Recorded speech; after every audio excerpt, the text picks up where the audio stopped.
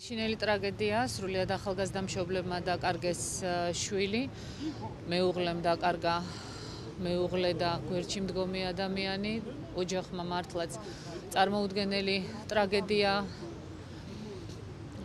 განიცადა და ჩვენ ყველანი ვუსამძიმრებთ მათ ამ ძალიან მძიმე წუთებში და ბუნებრივია სამწუხაროა და ვერაფრით ამ ადამიანებს ჩვენ ვეღარ დავეხმარებით. ერთი კი არის, რომ ბუნებრივია მათ შულს პატივი უნდა მიაგოს ყველამ და ასეთ ვითარებაში დაღუპულ ადამიანებს, რომლებიც სამშობლოს მოქალაქეებს იცავენ, ყველაფერი უნდა გაკეთდეს ამ ადამიანების დასაცავად და მათი ხსოვნის პატივსაცემად და ამავდროულად უნდა სახელმწიფო იყოს ძალიან მობილიზებული. სამწუხაროდ ასეთ ტრაგედიის თავიდანაცილება ყოველთვის ვერ ხერხდება ხოლმე, მაგრამ როცა სახელმწიფო ძლიერია, როდესაც სახელმწიფო სტრუქტურები არიან კარგად აწყობილნი და კარგად მუშაობენ, მაშინ ასეთი ტრაგედიის ალბათობა ნამდვილად მცირდება.